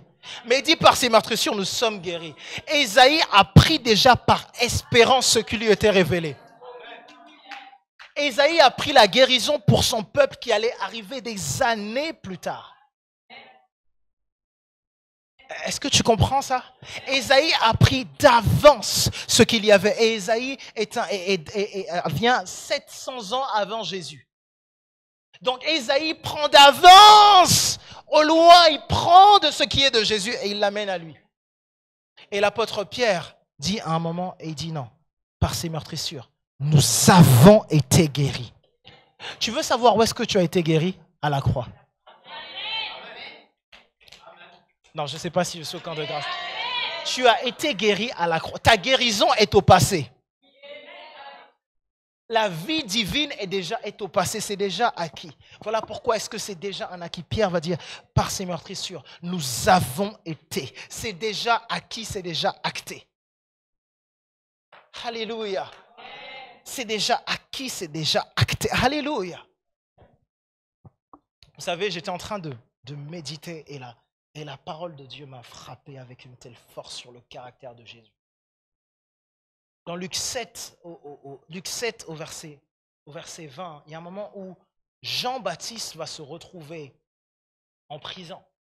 Jean-Baptiste se retrouve en prison. Et vous savez, Jean-Baptiste, c'est celui qui dit « Je suis la voix de celui qui crie dans le désert », celui qui précède le Seigneur, n'est-ce pas? Il va dire « Je suis celui qui précède le Seigneur ». Et il va reconnaître Jésus. Il va voir Jésus, il va le voir, il va le précéder. Il va dire « C'est Jésus, c'est lui. Je ne suis pas digne de délier les souliers, les lacets de ses chaussures. » Il va dire à tout le monde « Suivez-le, il faut qu'il croisse, etc. » Et puis, il y a un moment de la vie de Jean où Jean se retrouve en prison. Et quand Jean se retrouve en prison, Jean va appeler 2 de ses disciples. Et il va dire à ses disciples, allez le voir et allez lui demander, est-ce que c'est vraiment toi ou est-ce qu'on doit en attendre un autre? Est-ce que tu sais qu'une prison peut te faire douter de ce... Écoutez, au-delà de la question à Jésus, j'aimerais que tu comprennes que cette question, c'est en réalité du doute de sa propre identité. Parce que s'il y en a un qui vient après Jésus, ça veut dire que Jean n'est pas celui qui précède Jésus. Donc il doute de lui, il doute de Jésus, il doute de tout. Et donc il va le dire, est-ce qu'il y en a un autre qui doit venir après toi? Et quand les disciples arrivent devant Jésus, la Bible dit qu'à l'heure même, écoutez, Jésus s'est levé. Il a dit, 2 disciples de Jean venaient. Il a dit, où sont les paralytiques? Amen. Il a pris les aveux. Et si vous lisez, la Bible est claire. La Bible dit à l'heure même. C'est-à-dire qu'il ne voulait pas qu'on dise, non, hier Jésus a fait. Non, il a dit. Il ne voulait pas qu'on dise, non, quand on est arrivé 1 heure avant, il a dit, non, venez. Les malades guéris, les démons chassés, les aveugles qui voient, les sourds qui entendent, à l'heure même. Et à l'heure même, et au moment où après avoir fait tout ça, il se retourne vers les disciples de Jean. Il va allez lui dire ce qui se passe, ce que vous avez vu, à l'heure même. Et les disciples se retournent pour partir. Et Jésus va dire, attention, avant de partir, malheur à celui pour lequel je ne serai pas une occasion de chute. Écoutez, Jésus est avare de mots. Jésus ne dit pas une phrase hasardeusement. Ça veut dire qu'au moment de son départ, le message à Jean, c'est attention que je ne sois pas pour toi une occasion de chute dans ta prison. Il est en train de lui dire, il y a plus grave que le fait que tu sois en prison, le fait que je sois une occasion de chute pour toi. J'aimerais dire à quelqu'un que la prison dans laquelle tu puisses être dans cette vie ne soit pas une occasion de chute pour toi. Et je crois que la réelle prière de Jean n'était pas « est-ce que c'est vraiment toi ?» Je crois que la réelle prière de Jean, c'est « je suis en prison, je veux sortir ». La réelle question de Jean, c'est « délivre-moi ». Et quelquefois, il faut être assez humble, comme je l'ai dit, et aller devant le Seigneur et dire « Seigneur, délivre-moi ». Je ne sais pas si tu es avec moi. Quelquefois, il ne faut pas chercher à comprendre. Est-ce que c'est vraiment le Jésus que je prie ou est-ce que c'est parce que je n'ai pas assez de foi? Est-ce que c'est parce que je n'ai pas assez prié ou est-ce que c'est parce que je dois prier différemment? Écoute, des fois, tu cherches trop de techniques. Tu comprends? Ou la dîme. Est-ce que je n'ai pas donné de dîme à ce moment-là ou est-ce que j'aurais dû apporter mon offrande? Oui, mais à ce moment-là, tu es dans la détresse. Tu auras l'occasion de régler ça. À ce moment-là, tu es devant la seule personne qui peut t'aider. Et des fois, écoute, ni les frères de l'église ne seront pas disponibles. Les amis ne seront pas disponibles. Écoute, est-ce qu'il t'est déjà arrivé quelque chose dans la vie que tu ne pouvais même pas dire à quelqu'un? La seule personne à qui tu peux parler, c'est Dieu. Tu ne peux pas en parler à tes parents. Tu ne peux pas en parler à ta famille, tu ne peux pas en parler, tu as peur de ce qu'on va dire, tu as un peu honte de ce qu'on peut dire, tu ne sais pas si on va te faire confiance, tu ne sais pas si on va te juger, tu ne sais pas si tu as fait les... La seule personne vers laquelle tu peux te tourner, c'est Dieu. Et tu imagines qu'à ce moment-là où tu te tournes vers Dieu, tu cherches maintenant des explications à ce pourquoi. Non. À ce moment-là, il faut que tu dises, Seigneur, je suis dans la détresse. J'ai besoin de toi. Alléluia. Et ici, c'est ce que la parole de Dieu va nous dire, n'est-ce pas? Il a souffert, et donc comme il a souffert, eh ben, je mérite de ne plus souffrir. Il y a quelqu'un qui me disait, non, il faut arrêter à un moment avec le fait de croire que comme Jésus, qu'il faut suivre la voie du Seigneur. On n'a pas besoin de richesse parce que Jésus a été pauvre. J'ai d'abord dit, premièrement, ce n'est pas vrai, mais ensuite, si je vais dans ta théorie, la Bible dit qu'il a été fait pauvre afin que je sois fait riche. Donc déjà, premièrement, si tu veux qu'il soit pauvre, il a été fait pauvre afin que afin que je sois riche. Ensuite, si je veux l'imiter, qui t'a dit qu'il était pauvre? D'abord, premièrement, quand il est crucifié, on tire au sort son manteau. Un manteau qu'un Romain tire au sort à l'époque. Un soldat romain qui tire au sort. Les parties d'un manteau. Comment est ce manteau? Et tu crois que le manteau qui était donné à Joseph serait moins important que le manteau que Dieu donnerait à Jésus au moment le plus important de l'histoire?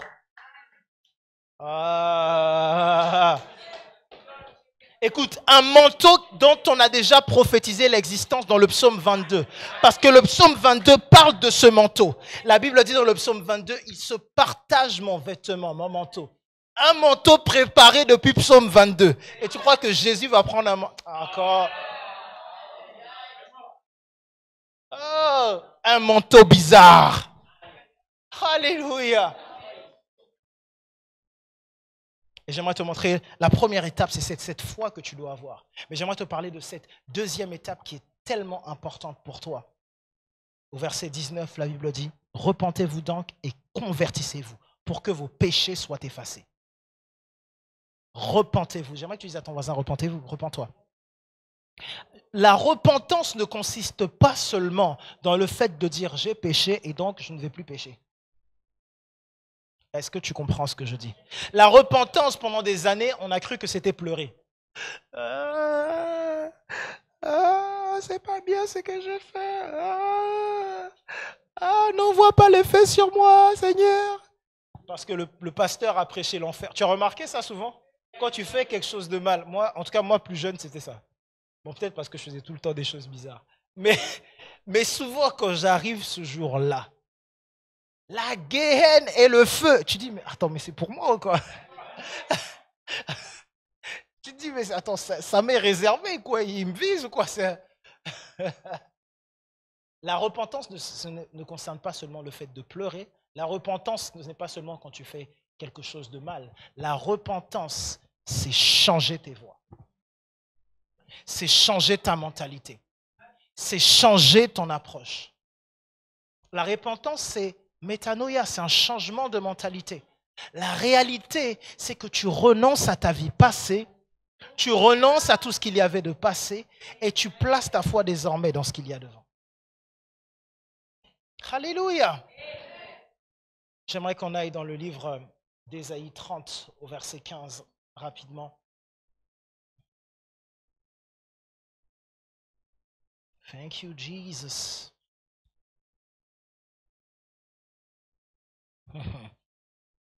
Car ainsi a parlé le Seigneur, l'Éternel, le Saint d'Israël. C'est dans la tranquillité et le repos que sera votre salut. C'est dans le calme et la confiance que sera votre force. Tu te repens en te tournant vers celui qui t'offre le salut. La vraie repentance, écoute, tu es incapable de changer de vie par ta propre force. Tu es incapable de changer tes voies par ta propre force. Tu es incapable de te transformer tout seul parce que tu es trop quelque chose. Tu comprends? Et donc la repentance, c'est se tourner vers celui qui est capable. Tu comprends? La guérison, c'est se tourner vers celui qui est capable. Tu me saisis? Je me tourne juste vers celui qui est capable. Parce que quand je me tourne vers lui, je vois sa capacité. Je change totalement mes voies. Écoute, si hier je faisais quelque chose, aujourd'hui je fais. Si hier je croyais quelque chose, aujourd'hui je change.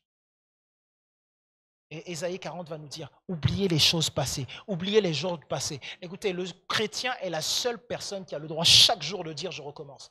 Lamentation 3, 22, Lamentation de Jérémie 3 au chapitre 20 à 22 dit car ses bontés et ses grâces se renouvellent chaque matin. Chaque jour que tu te lèves, tu as le droit de dire Seigneur, merci parce qu'aujourd'hui tout a recommencé. Oh oui Seigneur, surprends-moi encore, amen. Tu as le droit de repartir à zéro. Est-ce que tu comprends ça? Dis à ton voisin, repars à zéro, repars à zéro. Repars à zéro. Tu as le droit de repartir à zéro. Écoutez, arrêtez de croire. C'est sur cette terre que même les casiers judiciaires sur cette terre, ils les effacent. Même sur cette terre, les casiers judiciaires, ils les effacent. À combien plus forte raison le sang de l'agneau qui est capable d'effacer? N'est-ce pas? Et la parole de Dieu va dire, repentez-vous. Se repentir, se tourner vers lui. Et la Bible va dire ensuite, convertissez-vous. Que quelqu'un dise convertis-toi. Convertissez-vous afin que vos péchés soient effacés. J'aimerais t'expliquer ici ce que ça veut dire se convertir. Si tu étais des euros, deviens des dollars. Ah, tu...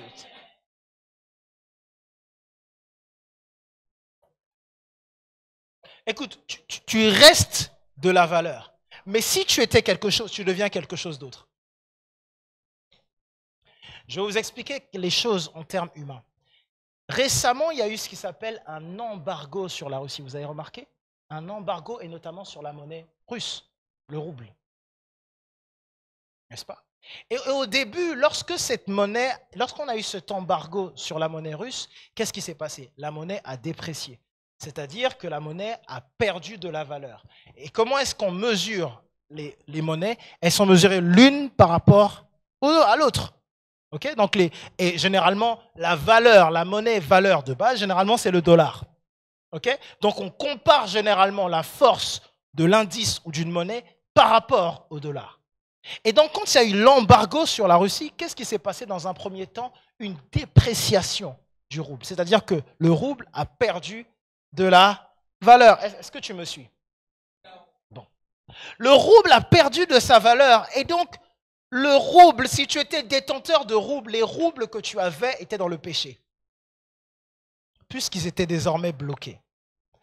Par contre, si tes roubles étaient quelque part convertis dans une autre monnaie, la dépréciation était effacée.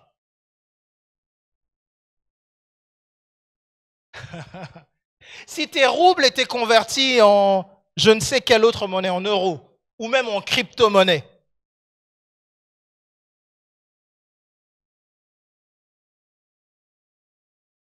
tes péchés étaient...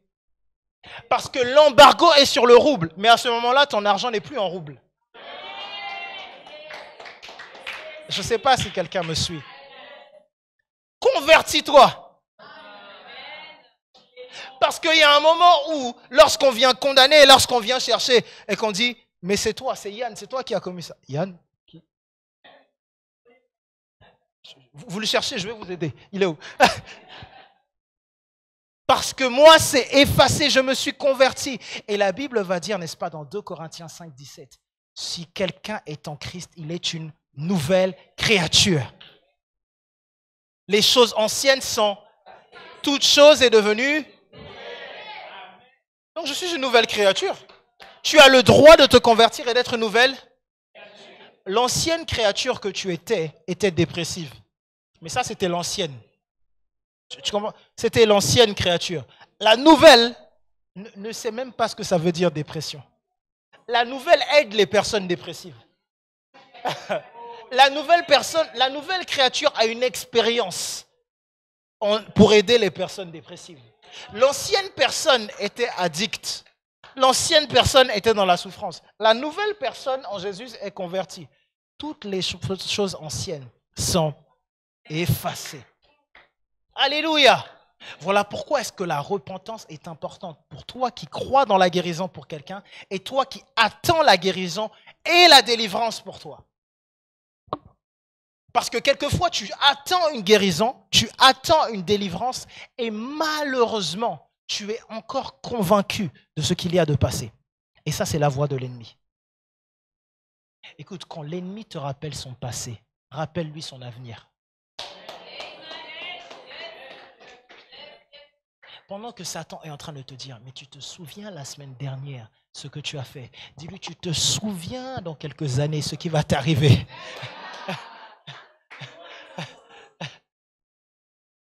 Est-ce que tu comprends ce que je te dis? Écoute, pendant que l'ennemi essaye de te rappeler, mais tu as fait ci, oui, tu as fait ça, dis-lui, Jésus a fait ci, et Jésus est mort et il est ressuscité. Pendant qu'on essaye de te dire, mais tu vois, tu mérites ce qui t'arrive, tu mérites ce qui t'arrive. Et tu dis, oui, l'ancien moi mérite ce qui arrive. Mais Jésus a subi les conséquences de ce que j'ai fait. Et voilà pourquoi je dis aux gens, si Dieu me punit, qu'est-ce qu'il a fait à Jésus? Voilà pourquoi je dis, Dieu est incapable de me punir. Je sais, tu veux... tu n'as pas encore compris ce que j'ai dit. J'ai dit, moi dans mon cas, je ne sais pas toi, j'ai dit, moi dans mon cas, Dieu est dans l'incapacité. Non, maintenant je sais que tu... En fait, en réalité, Dieu n'a pas le droit, légalement... Non, je sais...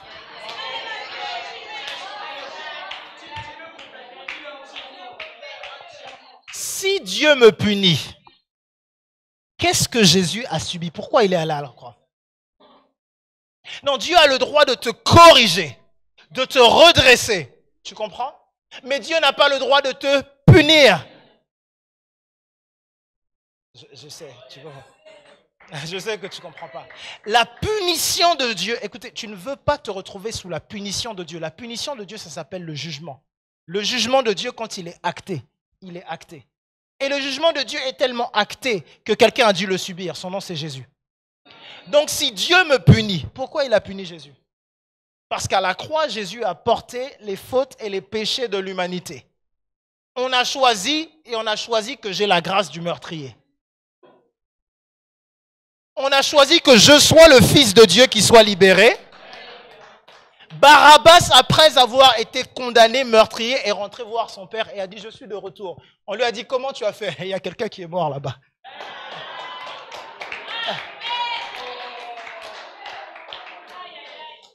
Comment ça se fait que tu n'es pas sous la punition? Parce que quelqu'un a pris ma place.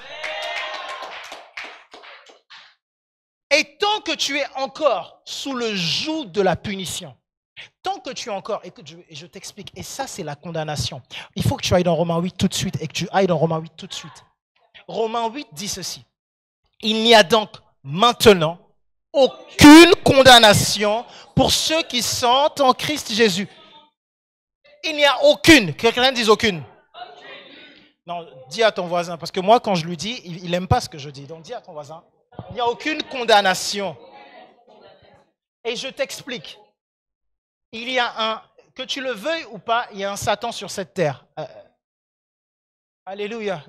Tu peux ne pas vouloir, tu peux ne pas l'aimer, tu peux dire non, il n'existe pas, je ne sais pas quoi, je sais pas. Ok, d'accord, ok. Comme tu veux, il y a un Satan sur cette terre. Et il y a une condamnation sur cette terre. Tu ne crois pas en la condamnation? On n'est pas très loin ici, il y a un cimetière. Va là-bas, regarde ce qui se passe. Regarde ce qui s'y passe. Fais un tour. Tu verras que c'est silencieux. Ou quand il y a du bruit, c'est des pleurs. Ça te parle de condamnation. Tu fais comme tu veux. Non, je veux pas. Juste à côté. Tu tournes comme ça, tu tournes là.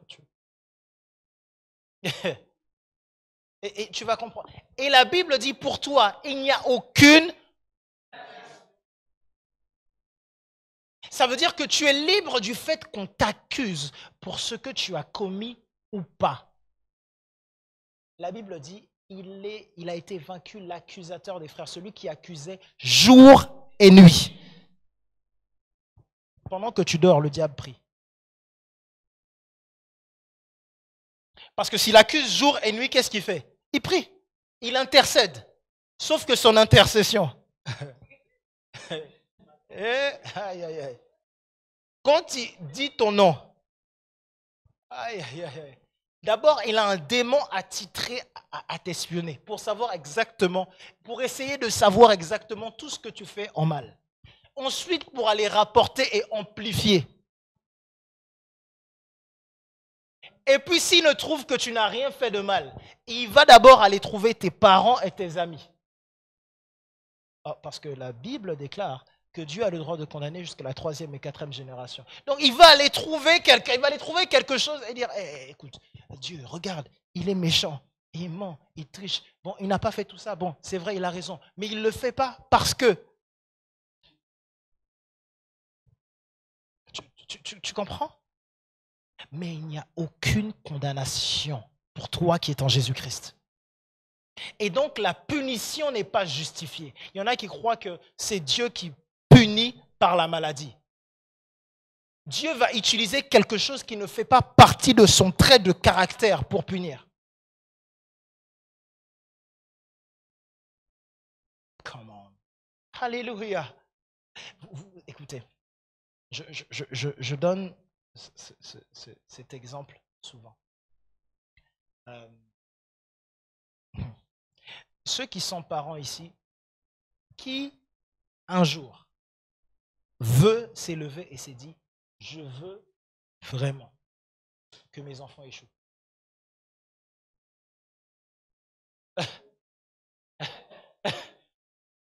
Qui a fait un enfant qui aime vraiment ses enfants? Il aime son enfant et puis il aime tellement son enfant, il se dit vraiment, toi, si tu peux échouer, vraiment, ce serait trop bien. Ce serait trop génial. C'est vraiment un cas.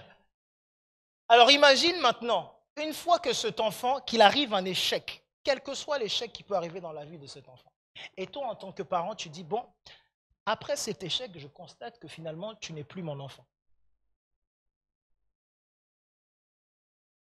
Et tu vas à la mairie, et tu prends l'enfant avec toi, et tu vas à la mairie, et tu dis, bon, bonjour, monsieur le... Oui, en fait, je voudrais annuler...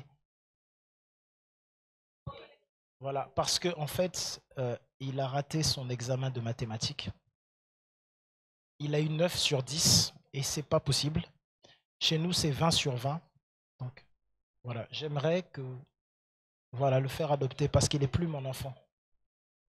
Quel parent sensé, à qui est-ce que ça arrive? Pourquoi est-ce que vous, à ce moment-là, vous qui êtes méchant, vous ne faites pas ça et vous voulez mettre Dieu dans ce cas? Parce que vous savez que le jugement de Dieu, ça veut dire Dieu qui rejette. Et Dieu qui rejetterait qui? Pas n'importe qui. Pas un serviteur, mais un fils, une fille, son enfant. Tu imagines que Dieu va te rejeter parce que tu aurais péché? C'est faux. Tu vois, ça a l'air compliqué. Le péché ne veut pas dire que tu es rejeté de l'identité de Dieu. Ça veut dire que tu as manqué et que tu as échoué dans quelque chose. Et faillir ne change pas ton identité. Voilà pourquoi tu as toujours le droit d'aller devant papa.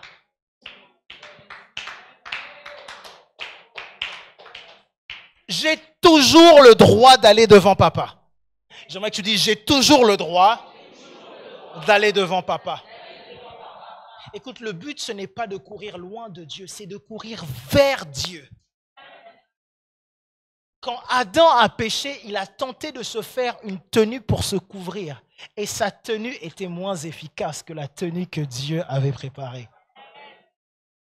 Adam a pris du coton et s'est fait un tissu. Dieu a pris du cuir et lui a fait un vêtement.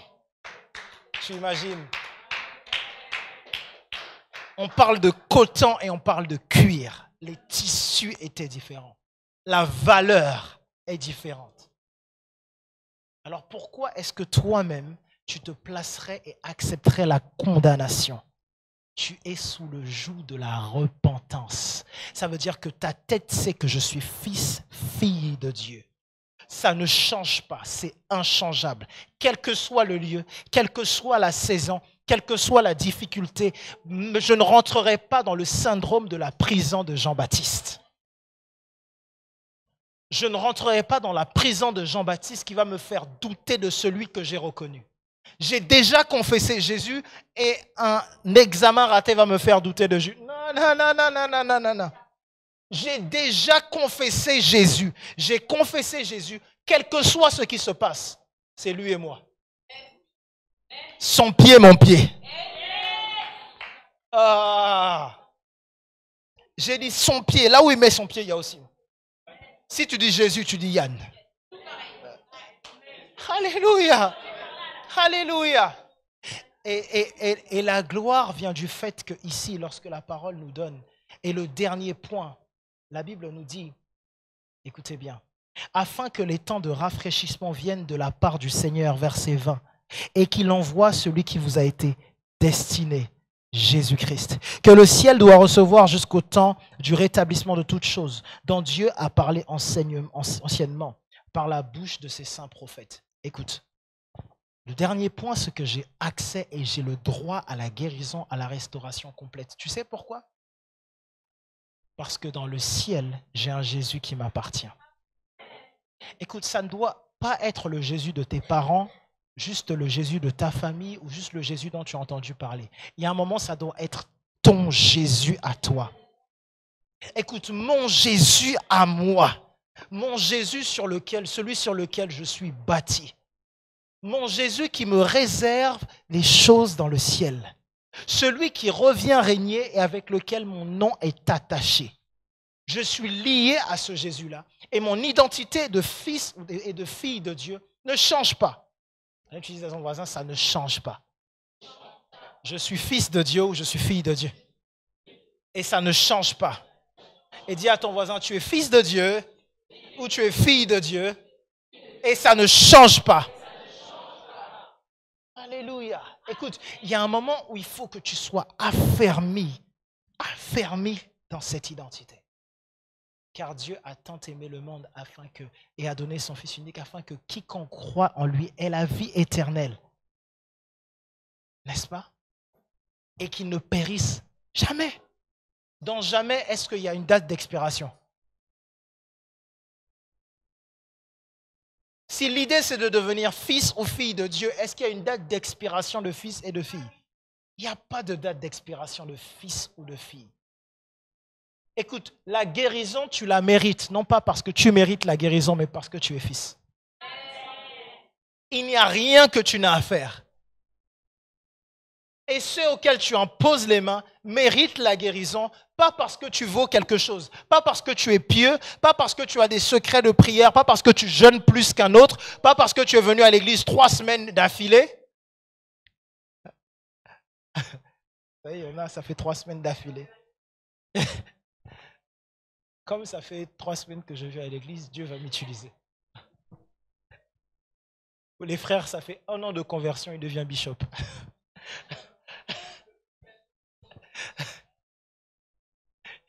Tu lis 2 versets de la parole de Dieu, tu dis, je suis bishop. Alléluia. Non, ça n'a rien à voir. Le seul mérite, c'est Jésus qui l'a. C'est vrai que tu dises, le seul mérite, c'est Jésus qui l'a. Aucun d'entre nous ne mérite quoi que ce soit. Le seul qui est méritant de la gloire entière, c'est Jésus. Et nous avons accès à cette guérison en 3e point, parce que cette guérison, c'est le ciel. Dans le ciel, il y a la vie. Dans le ciel, il y a la santé. Dans le ciel, il y a des signes qui sont manifestes sur la terre, dans lesquels la vie fait partie, dans lesquels la paix fait partie. Alors certains, vous avez pas besoin de guérison physique, vous avez peut-être besoin de guérison de cœur. Certains, ça peut ne pas être la guérison du cœur, c'est la guérison de la tête. Votre tête a besoin de guérison. Votre raisonnement est enfoui dans des cheminements de pensée, des chemins neurologiques qui sont enfouis et qui ont besoin de délivrance et de guérison. Tu penses que le bonheur n'existe pas. Tu penses que tu es condamné par une chose que tu as faite. Tu as besoin de guérison. Tu penses que tu mérites le malheur. Tu penses que tu es méritant de certaines choses. Eh bien, tu as besoin de guérison. Alléluia. Et ce besoin de guérison, ce n'est pas parce qu'on mérite quelque chose. J'aimerais qu'on se lève tous ensemble. Ce n'est pas parce qu'on mérite quelque chose ou qu'on mérite quoi que ce soit.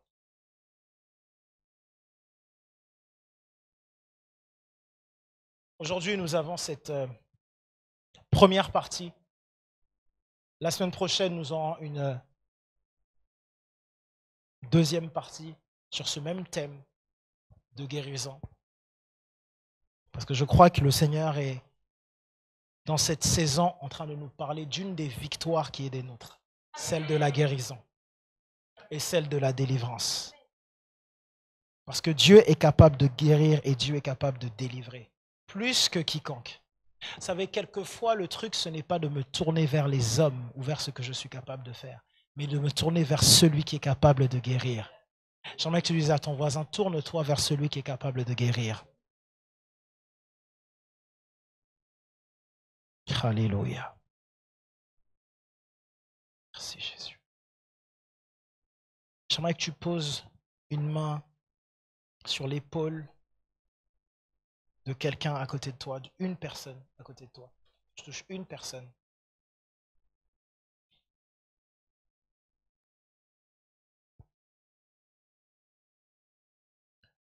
Et j'aimerais que tu pries maintenant pour une guérison complète de la tête aux pieds pour cette personne à côté de toi. J'aimerais que tu dises, Seigneur, dans le nom de Jésus, je prie que tu guérisses mon frère, que tu guérisses ma sœur. Seigneur, la guérison n'est pas un mérite, mais on a vu que la guérison est la grâce de ton nom, Seigneur. Quelle que soit la guérison dont mon frère, ma sœur a besoin, je prie que tu puisses agir avec puissance, Seigneur. Merci parce que tu guéris pleinement, Seigneur.